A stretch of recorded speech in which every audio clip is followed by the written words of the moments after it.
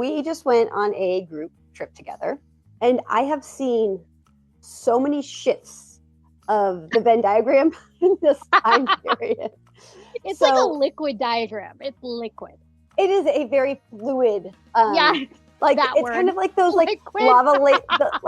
the lava lamps where like the little bubbles kind of keep going and like mixing and doing that. That's what this kind of reminds me of. But just for visualization and like for people to understand, like it's a very large group with a lot of mini groups, but a lot of crossover in ways that others don't cross over. Like you cannot know lava somebody. lamp is genius, girl. Yeah. Because sometimes the bubbles come together, make a big bubble. Sometimes they separate. We are a lava lamp. Applause all around for that metaphor. So we're a lava lamp. And I think that this group that traveled together internationally for just under a week has never traveled together for more than a day or two. Like there's been an event that we traveled for or a specific purpose, but this was just leisure. Totally. This was a true leisure trip. Yes. And so the dynamics that unfolded were just so interesting for me personally to watch. And look, I have been drama free in this group. I have been the center of drama. I have been unknowingly, whatever it is, like I try to stay out of the drama, but like it really follows the boys much more than the girls. The girls are the least dramatic part of this entire group. The boys create all of the drama. Fact. And by boys, out here having temper tantrums and yes. What was the youngest? There's a few temper tantrums. So who's the youngest? We're not naming names, but the youngest aged man that was there, 42 or 43? Yeah, 42. And they go all the way up to 60, correct? Correct. So when I say boys, I'm referring to 42 to 60-year-old boys. Middle-aged. Yes. They all knew of each other before they knew each other. Guarantee it. But the girls, I think, are the ones who are now pushing for these group trips more than the boys. The boys used to, but it was when they were all single. Or dating, or like maybe one of them was married or whatever. Now that most of them have paired off, the women seem to be pushing these trips because we all generally like each other. Like there's not anybody, like we all get along, we have a good time. Yes.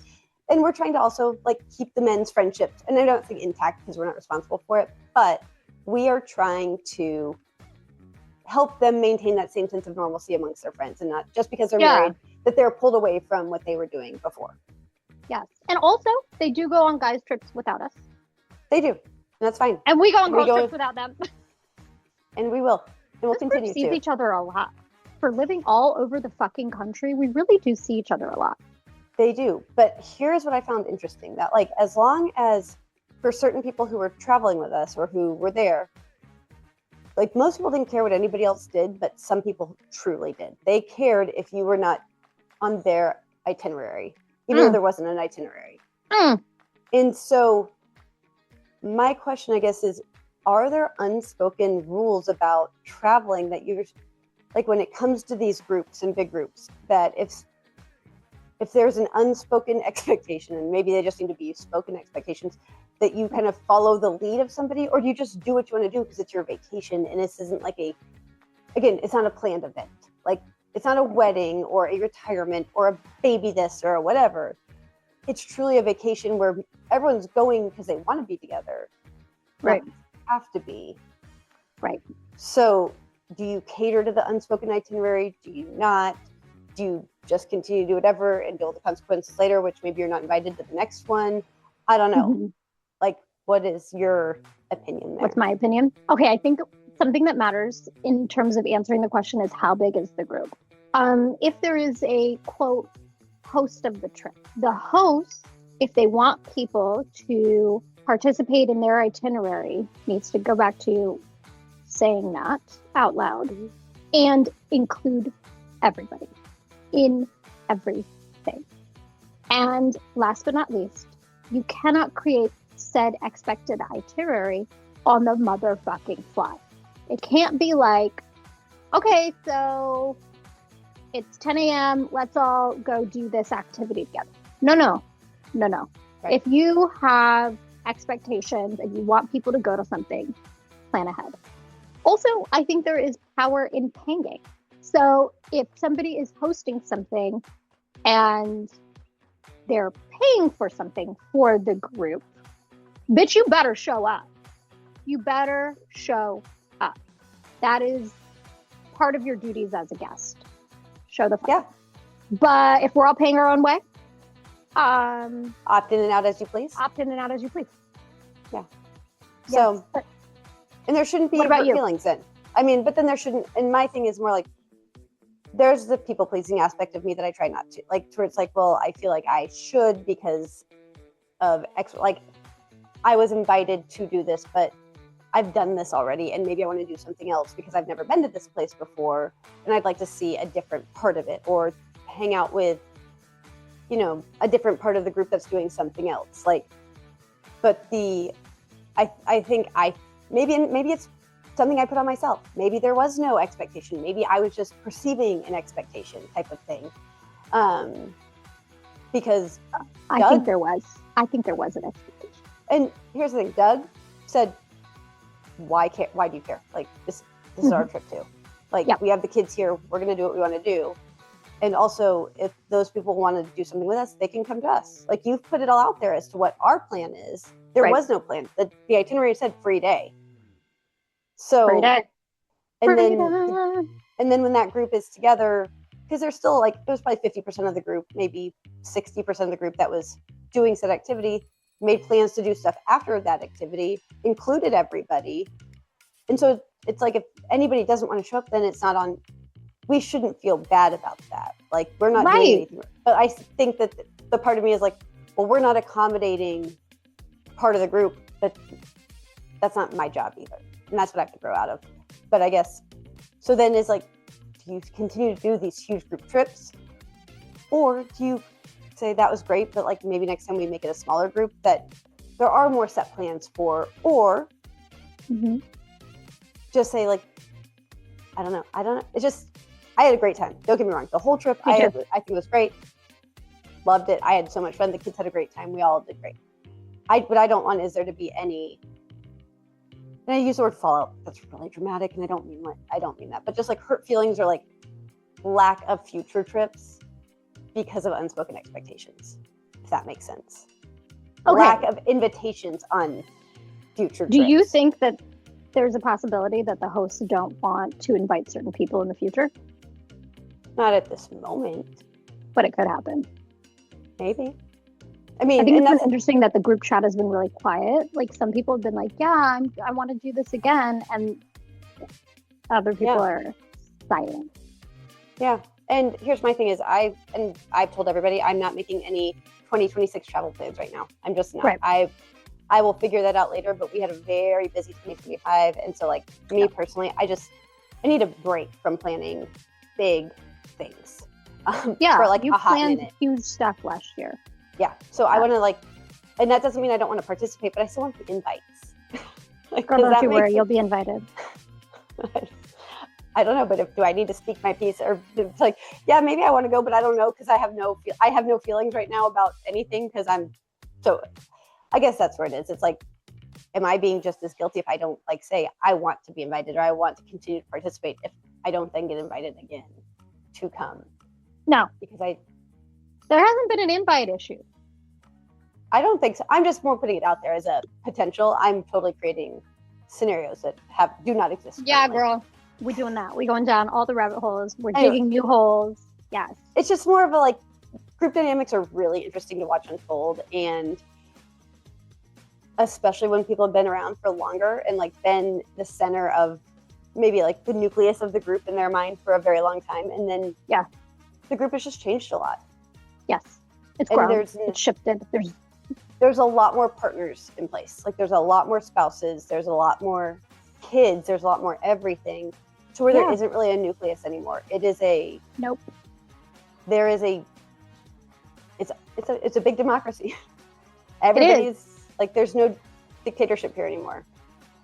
And I think you just nailed it.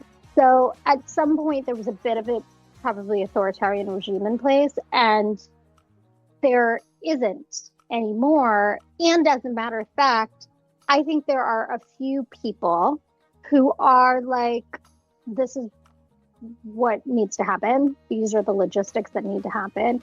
And some of those people will take it personally when everyone doesn't go to their stuff, and other people will just be like, here's the option.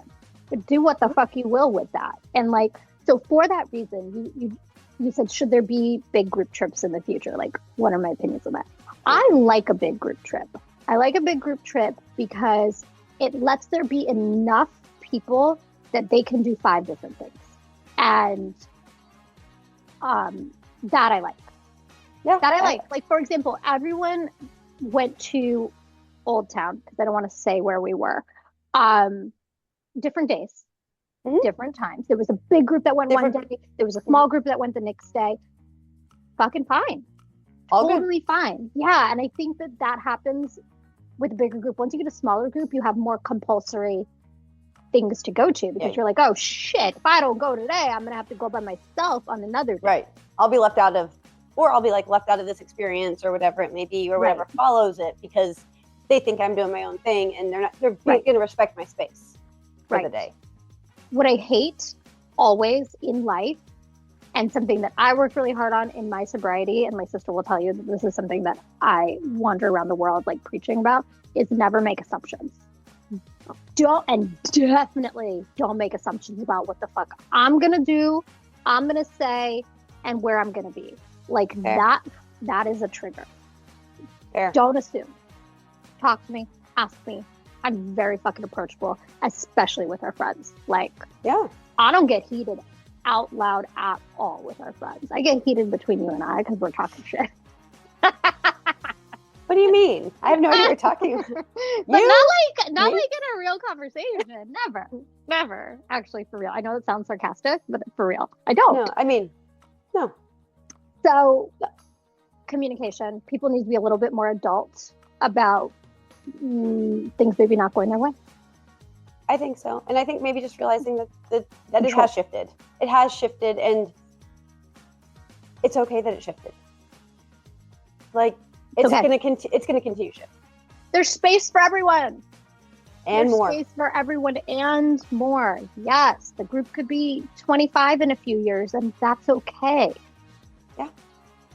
So, and it's just more wondering what you thought of the group dynamics, and if you saw the same things.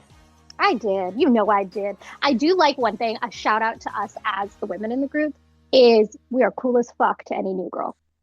We are. We are not mean girls.